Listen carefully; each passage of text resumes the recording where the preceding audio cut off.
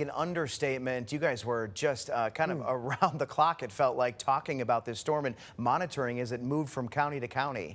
Whenever there's a tornado warning, it's the ultimate stress test, right, Chad? Because moments matter, minutes matter, things happen quickly, and they can get worse quickly, and then they can get better quickly. So that was a bit of a time. But still, for most of us, a lot of you didn't see a storm today. Just to show you what it was like for those that did.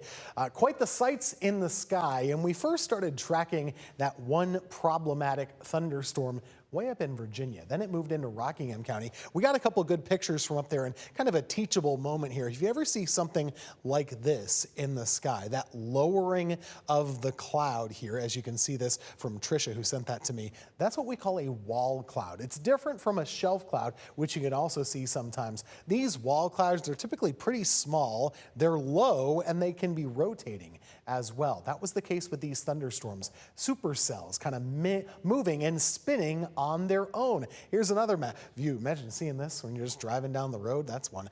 This kind of a tree scraper, I'd call it. It's barely above the tree line, not touching down, not causing any damage most likely. But again, that wall cloud can often put down a funnel cloud pretty quickly.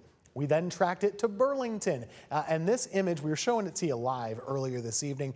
As it got closer and closer to our camera, you can see some rotation. I'll pause it right here so you can see it. That lowering of the cloud right there, certainly a funnel at minimum.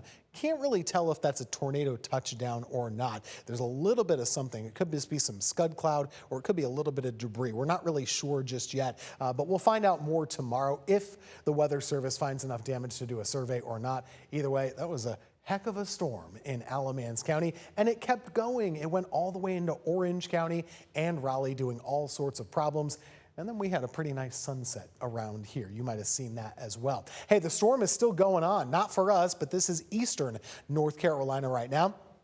They have a tornado warning for Beaufort and Hyde counties out that way, approaching the Outer Banks also. Tons of problems out there. And you look at the lightning, I mean, this is just electric to say the least. Over 2,000 lightning strikes in just the last 15 minutes in eastern North Carolina. Very impressive stuff. This is part of a cold front. It might not feel cold tomorrow. That's not the intent, but it will be cooling down. We'll have a high temperature about 86 to 88 degrees. The main thing you'll notice is drier air. It wouldn't take much. Today was about as humid as it ever gets around here. We had dew points in the mid 70s at times after that morning rain, and then we just kind of had a steamy situation. That slightly drier air to the north, it will work its way toward us tomorrow, but also for Thursday. So we get a little drop in that action, at least for now. And then by the upcoming weekend, well, the summertime humidity should return. We should also get a break from the storms and the rain. I'm not expecting much of anything for tomorrow, Thursday, Friday, maybe not even on Saturday. As far as the weekend is concerned, though, we will keep our eyes peeled, especially on Sunday. I think Sunday into Monday and Tuesday has the best chance of something kicking up here. We've got low pressure moving in on Sunday and Monday. So if you have any plans for the second half of your weekend, just know weather might be with you. Here's your 7-day forecast. No weather impact alert days, at least for now. 7-day forecast will be in the upper 80s for tomorrow, 80s for Thursday and Friday. Remember, not a lot of humidity there, but that'll change. Getting kind of muggy over the weekend. Still no 90s over the next 7 days either. We'll try and keep that severe weather away. Tim, thank you. One big takeaway from this round of storms and tornado warnings, the importance of staying weather aware. You can track alerts